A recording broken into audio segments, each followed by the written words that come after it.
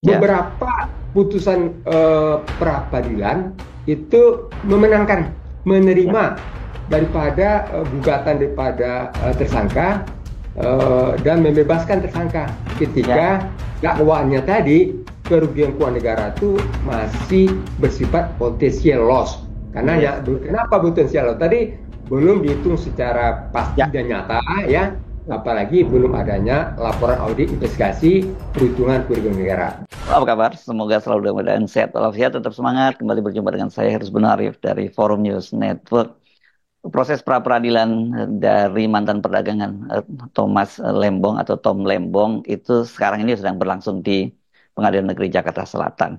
Dan kalau kita menyimak selama sepanjang pekan kemarin itu dari beberapa seorang ahli, baik ahli yang didatangkan oleh kejaksaan maupun oleh ahli dari Thomas Lembong sendiri, semakin terlihat memang kasus ini ya penuh yang seperti banyak dikatakan oleh pengamatan publik ini penuh rekayasa.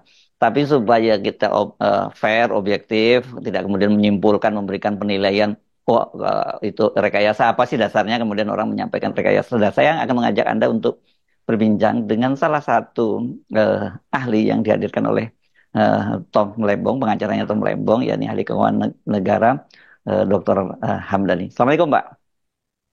Salam warahmatullahi wabarakatuh, ya Mas Ya. Ersu. Yes, kemarin sudah hadir sebagai ahli ya untuk persidangan ini ya. Ya, saya dihadirkan sebagai ahli keuangan negara dan juga keahlian kerugian keuangan negara. Jadi dua Nah, kerugian menarik. kerugian Ya, negara. ya. Soal soal keahlian ini menarik karena kan kemarin kemarin saya baca misalnya dan itu juga disoroti oleh anggota DPR. Ini sebenarnya tidak ada yang disebut namanya kerugian actual atau actual loss. Yang ada disebutnya potential loss. Bagaimana sih sebenarnya kita memahami soal ini? Actual loss, potential Ya. loss atau apa lagi? Ada loss yang apa lagi itu? Jadi yang pertama, Mas Ersu dan juga para netizen sekalian, kita tentunya mendengar juga ya apa yang Hmm. disampaikan oleh Ketua Komisi 3, ya, Hmm? Ketua Komisi Habibur 3, Rahman, betul ya. ya, Ibu Rahmat, bahwa kata beliau tadi ini kasus ini masih sumir Betul. dan meminta Kejaksaan Agung itu untuk menjelaskan ya, untuk menjelaskan Hmm. bagaimana konstruksi kasus ini sebenarnya sejelas-jelasnya dan Hmm. Hmm. secara detail ya.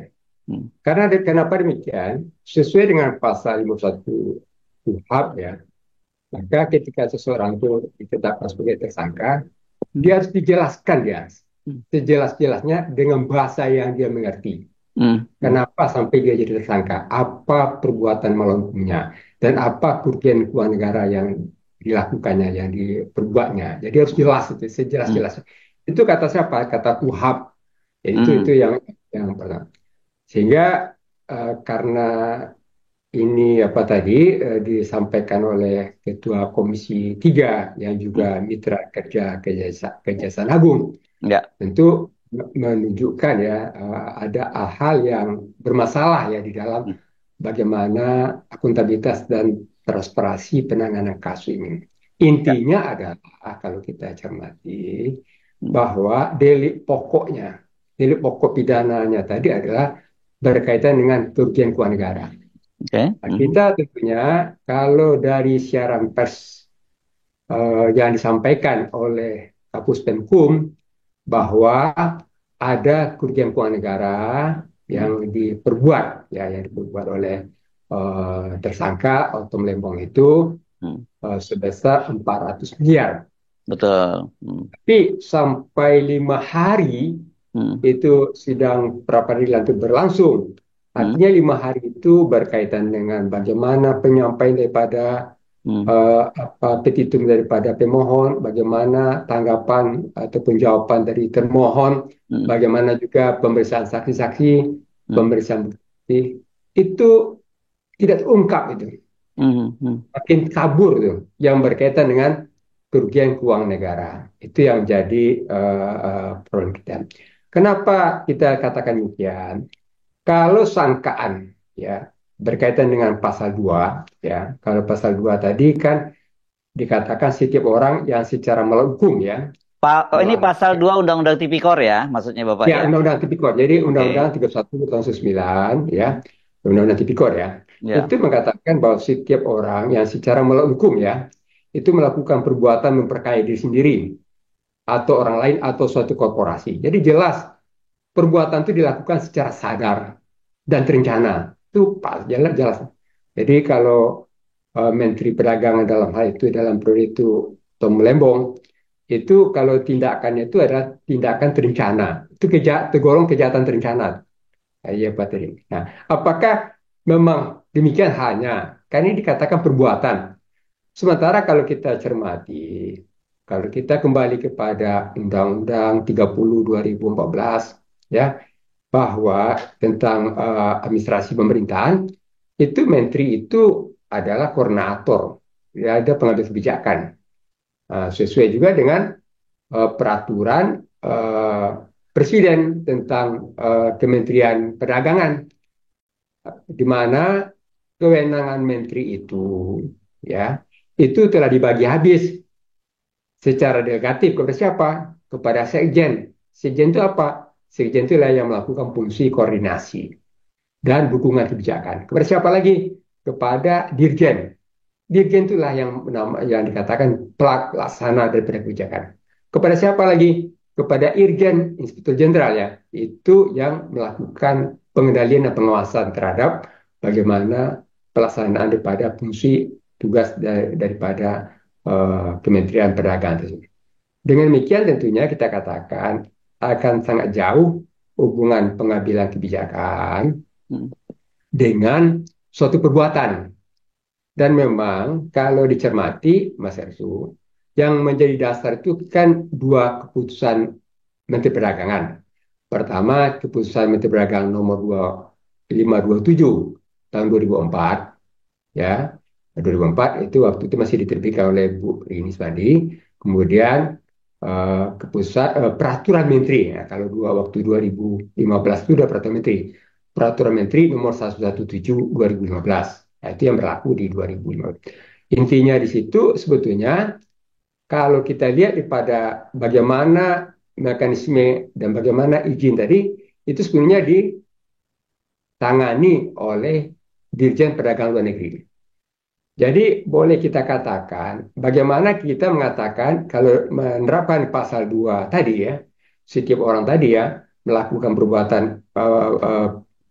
memperkaya diri sendiri sebagai merupakan pelaku tunggal. Sementara menteri itu bekerja di dalam organisasi birokrasi, bekerja di dalam sistem administrasi kementerian. Jadi tidak tunggal. Jadi kalau suatu perizinan diterbitkan tadi, kalau ditandatangani oleh Dirjen, itu sudah ada proses-proses yang mendasarinya. Jadi tidak ada hal yang tentunya bisa disangkut pautkan dengan seorang menteri, apalagi mengatakan menteri itu dikatakan melakukan perbuatan ya, yang namanya melawan hukum. Nah, kemudian pasal 3 lebih parah lagi. Jadi dikatakan seseorang dengan tujuan, langsung dengan tujuan. Artinya dia merancang kebijakan itu dengan tujuan.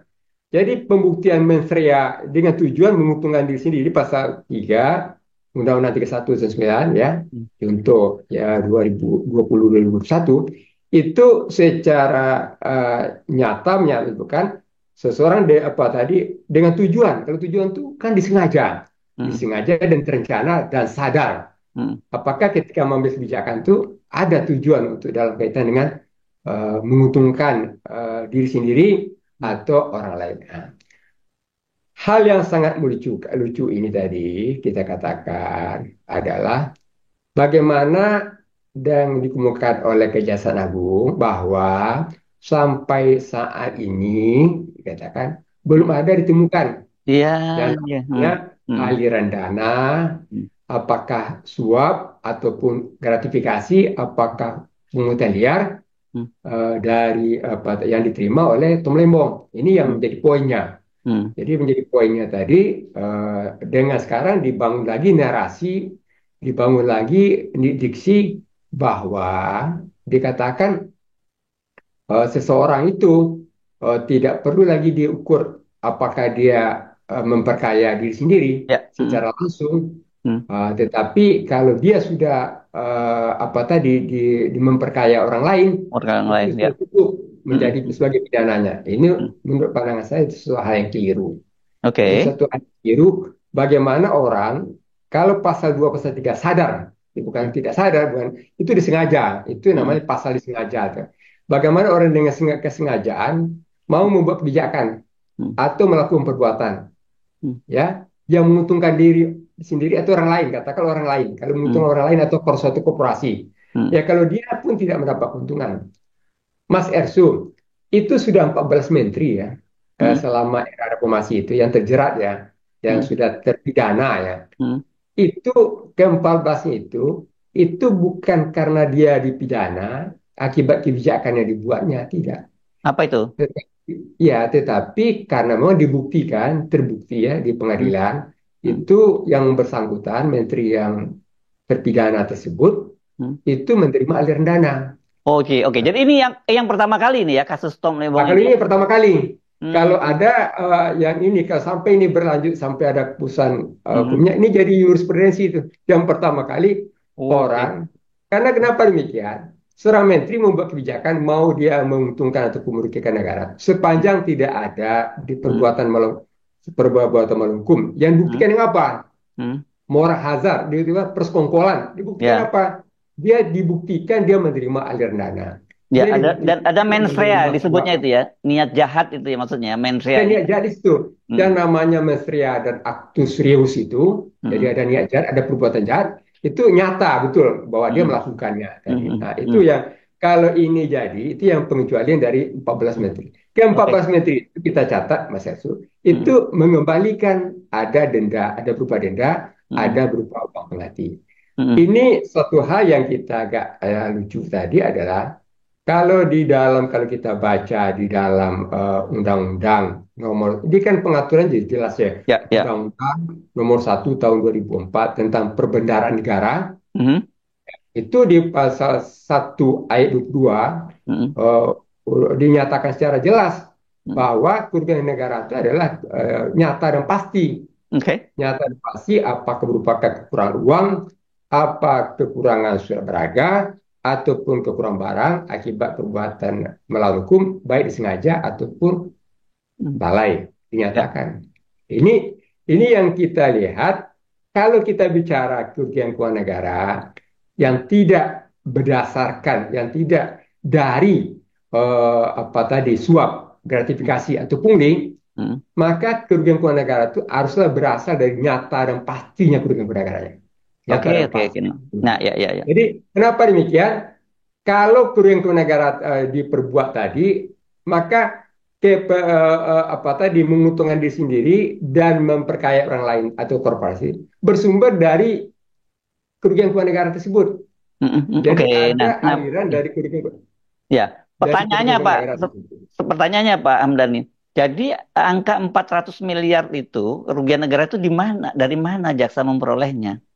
Nah, kalau kita sebetulnya kalau di dalam persidangan itu karena dikatakan masuk kepada aspek material, memang tidak walaupun pemohon menggugat ataupun mempertanyakan, tapi Hmm, belum ada jawaban dengan alasan ya tentu dikatakan itu masuk aspek material. Nah, itu hmm, itu salah satu. hmm, Tetapi kalau kita cermati dari apa yang disampaikan oleh Kapus Penkum itu hmm, tanggal 29 Oktober dalam siaran resminya ya pakai hmm, nomor tuh resminya tadi dikatakan tadi bahwa ada kerugian keuangan negara 4 miliar. Nah, kenapa ya, yang menjadi persoalan kita adalah ini kerugian keuangan negara itu ada dua hal permasalahannya. hmm, Masalah konstruksinya nggak jelas, hmm, konstruksi kerugian negaranya nggak jelas, hmm, artinya bertentangan dengan aturan Undang-Undang nomor 1 tahun 2004 tentang perbendaharaan negara hmm, dan juga tidak adanya perhitungan kerugian keuangan negara. Itu hmm, yang kita. Kenapa kita katakan demikian, Mas Ersun? Itu masih menggunakan kata-kata asumsi, hmm, masih katakan di situ dugaan, perkiraan. Kenapa? Angka tersebut dihitung kalau dikatakan dalam siaran pers itu adalah selisih antara harga jual di tingkat konsumen Mhm. sebesar 16.000 per kilo Mhm. dikurangi dengan 13.000 harga eceran tertinggi. Ya. Jadi itu dikatakan keuntungan yang dinikmati oleh importir tadi. Ada 8 importir ya yang Oke, oke, melakukan oke. impor Mhm. tadi. Mhm. Dia menjual berapa kuantum impornya, Mhm. kemudian dikalikan dengan selisih 16.000 harga eceran tertinggi di tingkat konsumen, Mhm. dikurangi dengan 13.000 harga pasar ya, harga pasar dikurangi dengan 13.000 harga eceran tertinggi. Itu suatu hal yang sangat kabur dan absurd. Kenapa? Tidak mungkin harga enceran itu yang di harga pasar itu Mhm. statis saja 16.000, Ya, tidak ya. mengalami fluktuasi Fluktuatif ya satu. harga eceran itu ya, pasti naik Ya, turun ya. Hmm. ya. Kedua, itu harga itu kan harga di pasaran, Hmm. sedangkan si import itu menjualnya kepada distributor. Hmm. Jadi kan nggak tepat menggunakan harga pasar. Hmm. Karena harga distributor kan lebih di bawah itu lagi. Ya, Jadi ya, ya, harga ya, betul. distributor Hmm. katakanlah 15.000 Hmm. atau lah 14.000. Artinya apa, Mas Ersu? Berkaca dari fakta-fakta seperti itu menunjukkan apa? Angka keuntungan daripada perusahaan swasta yang melakukan impor itu masih kira-kira masih potensial. Nah, masih untung aja masih potensial. Hmm. Bagaimana kita mengatakan keuntungan saja masih potensial bisa Hmm. dikatakan atau dianalogkan menjadi kerugian Hmm. aktual loss Hmm. bagi kerugian negara kan masih jauh dia, Ya, ya, ya, ya, masih ya, jauh. ya. Nah, Oke. kemudian harus dipahami juga bahwa apa yang menjadi dalil daripada termohon kalau itu dilakukan oleh BUMN ya BUMN Hmm. PT Hmm. PPI tadi, Hmm. maka keuntungan itu akan dinikmati oleh BUMN. Itu Hmm. keliru. Hmm. Kenapa? Si BUMN itu tidak mungkin dia akan menjual di atas harga eceran tertinggi. Alasannya apa? Hmm. BUMN itu kan terikat dengan ketentuan untuk stabilisasi harga gula. Ah, ya, ya, ya, Dia ya, ya. terikat dengan stabilisasi harga gula. Dan Hmm. kemudian dia juga berkewajiban untuk operasi pasar. Hmm. Yang jelas dia tidak akan melakukan penjualan dengan praktek bisnis yang sama dengan yang Betul, betul. dilakukan. Malah banyak dalam Artinya kasus apa? rugi ya. BUMN tuh Ya, karena ada penugasan bisa rugi ya malahan kan. dia bisa rugi. Dia Hmm. juga artinya kalau itu dilakukan sendiri dia tidak akan mendapat keuntungan sebagaimana praktik bisnis yang dilakukan oleh swasta Ya, tadi. oke, Gitu ya. oke. Hmm. Nah, artinya kalau kita mencermati ada Hmm. satu hal lagi yang terbuka di situ yang Hmm. bisa menjadi tabir. Kalau harganya naik, gitu kan, Hmm. Hmm. artinya sebetulnya yang disangkakan juga kenapa mengimpor dalam keadaan surplus Hmm. itu terjawab sudah.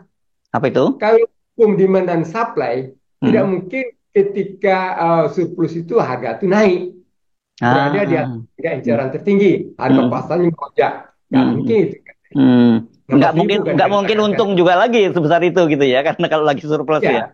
ya kalau Ya, kalau dikatakan surplus itu kan, surplus ya, itu kan ketersediaannya yang banyak yes. daripada penambah permintaannya, sehingga Hmm. tentunya harganya turun. Itu Yes. suatu hal yang menjadi Hmm. menjadi catatan kita di dalam kaitan bagaimana Hmm. konstruksi kerugian keuangan negara yang sebenarnya tadi. Jadi Ya. di samping tidak mungkin praktik itu akan dilakukan oleh yang namanya BUMN, Hmm. kalaupun dia melakukan.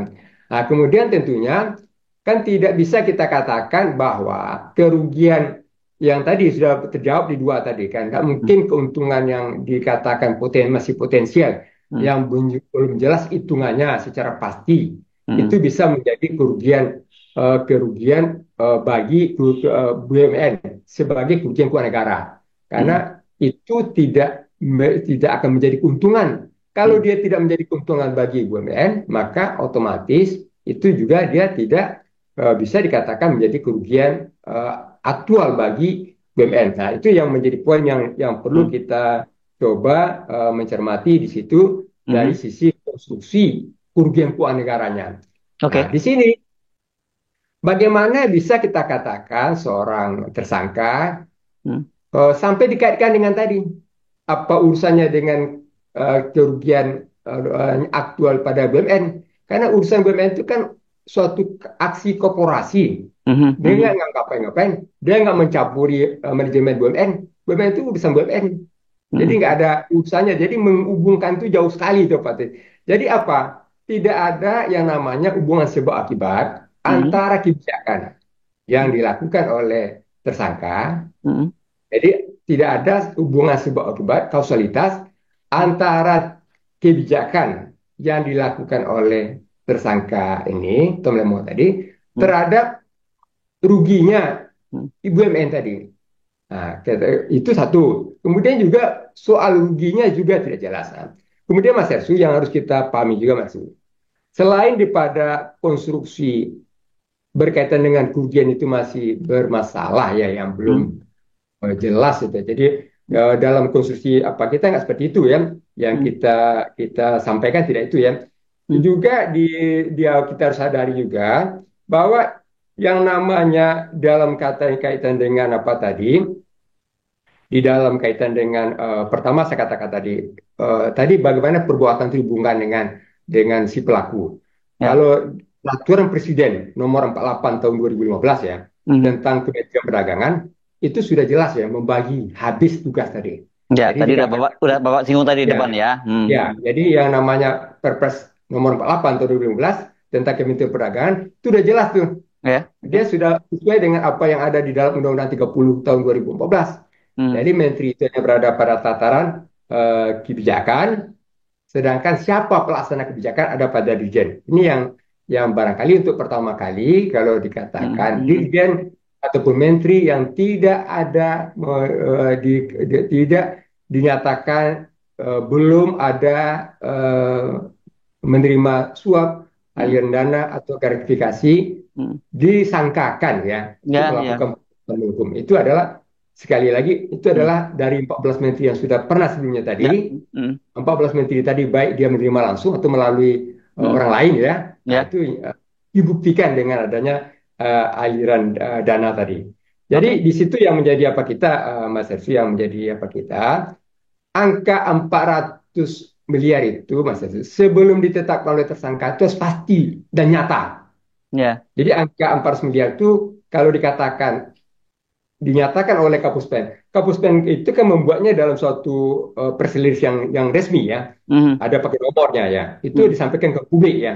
Kalau disampaikan ke publik tentu mempunyai kekuatan hukum ya. Atau artinya bisa dipegang ya bahwa itu ada bukan saja statement dari si Kapuspenkum, tapi tentunya juga merupakan juga statement dari artinya karena siaran pers bernomor ya 910 ya apa 24 2024 ya 910 ya Hmm. 073K itu 2020 tanggal 29 Oktober ya bersama dengan tanggal penetapan tersangkanya Tom dan penahanan ya Tom Hmm. Lembong tentu itu merupakan materi yang disampaikan oleh apa tadi Direktorat Penyidik apa Kejaksaan Agung ya Ya. bahwa yang dikatakan unsur pidana pokoknya Hmm. kerugian keuangan negaranya adalah adanya kerugian keuangan negara sebesar 400 miliar. Dalam pengalaman yang kita pahami bersama, Hmm. tidak pernah ada kerugian keuangan negara itu, Mas Ersu, itu dalam pembulatan ratusan miliar bulan, nggak ada. Nggak Oh pernah ada. gitu ya. Oh, jadi nggak pernah ada 400 Nggak miliar, pernah ada tuh. 500 miliar, Nggak pernah nggak ada. pernah ada Coba gitu ya. tunjukkan di mana ada Hmm. kerugian keuangan negara 400 miliar bulan. Nggak ada tuh. Itu kan Hmm. angka-angkanya angka-angka taksiran namanya. Ya, Jadi kalau ya, angka ya, ya. taksiran bisa seperti itu. Angka Oke. perkiraan baru seperti itu.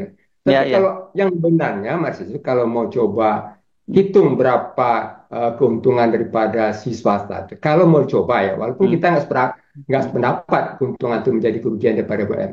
Itu dilihat betul dari dokumen-dokumen penjualan. Hmm. Hmm. Hmm. Dokumen penjualan swasta tadi. Ya, ya, ya, ya, ya. Artinya apa? Sampai penetapan tersangka itu belum dilakukan. Kalau Ya. dilakukan, tidak mungkin angkanya ketemunya 400 Oke. miliar bulan. Nah, kira-kira seperti itu. Itu Oke. yang jadi Ya.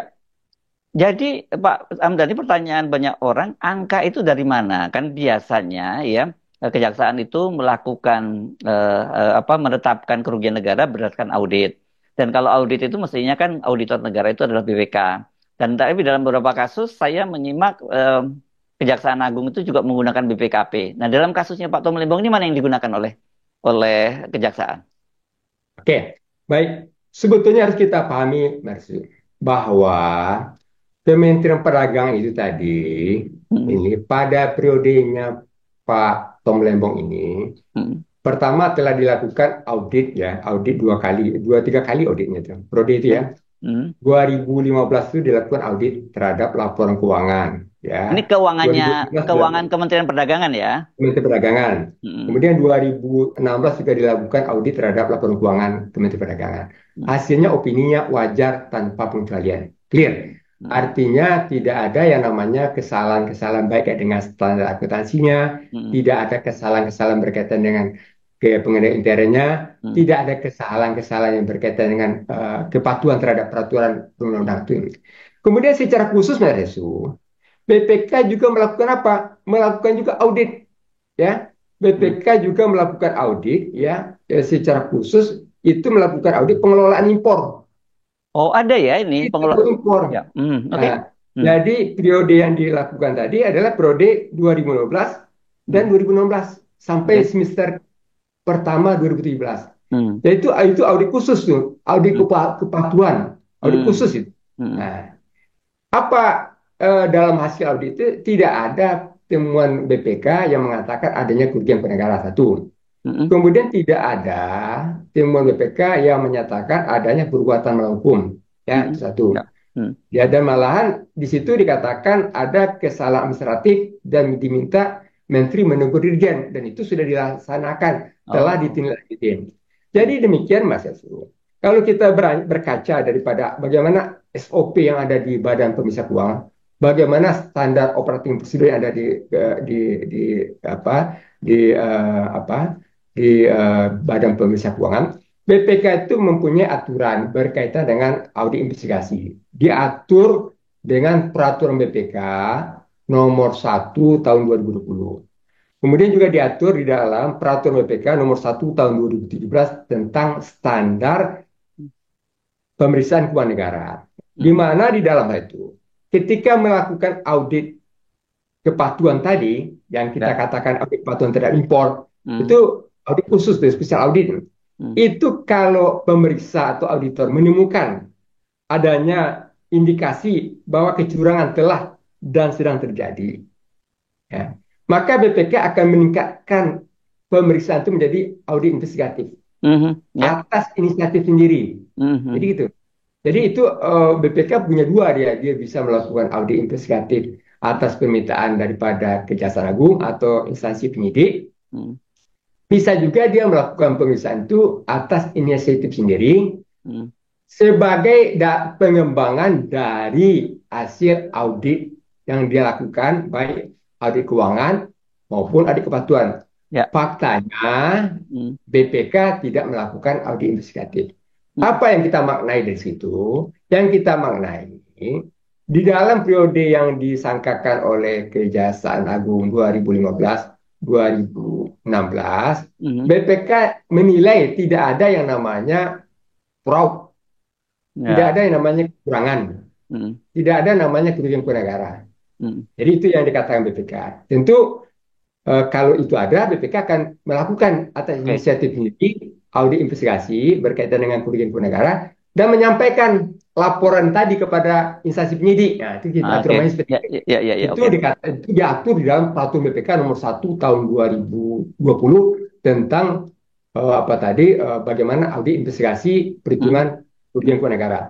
Itu yang hmm, perlu kita catat. Nah, jadi sesungguhnya Mas Yasur, kalau dilihat daripada cakupan waktu, ini yang agak anehnya surat penetapan tersangka itu Mas Yasur, hmm. cakupan waktunya 2015 sampai 2003. Dua ribu 2015 sampai 2003. dua ribu lima Ya, belas sampai 2023. 2015 sampai 2003 cakupan surat penetapan tersangka. Hmm. Maksudnya apa itu? Jadi kalau kita baca surat penetapan tersangka itu 2015 sampai 2003 Dua atas ribu dua puluh tiga, bukan 2003. 2000. 2003. Ya, ya, 2023 ya, itu ya. cakupan. Hmm. Berarti kan melampaui daripada periode jabatan. Kan, Sementara ya, ya, ya, ya. pemerintah itu menjabat adalah Agustus 2015 Hmm. sampai Juli 2016. Ya, ya, ya, ya, ya, ya. Oke. Artinya itu ada periode menteri yang lain yang harus diperiksa dong kalau Ya, sampai tahun ya. 2023 Dan kan? harus diingat lagi, Hmm, kalau dikatakan kebijakan impornya tadi, itu pertama dia menjabat Agustus hmm, 2015 sampai dengan Juli 2016. 16. Kalau dikatakan kebijakan ataupun perbuatan, kalau disangkakan lah, Hmm, hmm. itu kapan? Itu November 2015 sampai dengan Juni 16. 2016. Ya. Lagi, Hmm, lebih singkat lagi Mas Ersun. hmm, Jadi kalau di lini apanya kita cermati semua dokumen impor yang hmm, dilakukan hmm, selama apa tuh? Di mana kita mencermati dokumen impor yang dilakukan oleh semua menteri yang ada itu di dalam LHP BPK itu. LHP BPK tentang kepatuhan pengelolaan impor itu jelas sekali. hmm, Jadi ya. di situ diterangkan secara jelas periode kapan saja itu impor lakukan menteri ini, menteri ini, menteri ini. Hmm, Kebetulan kalau kita cermati yang dilakukan oleh Tom Lembong, hmm, dia melakukan kebijakan ataupun juga perbuatan impor ini maksud yang didakwakan tadi hmm. itu adalah November 2015 sampai Juni 16. 2016. Hmm, Artinya 8 bulan. hmm. Ya, ya, ya, ya. Kalau dia 8 bulan, kenapa di dalam surat penetapan tersangka itu disebutkan tadi Hmm, itu ada apa dugaan berkaitan dengan kursi apa tadi impor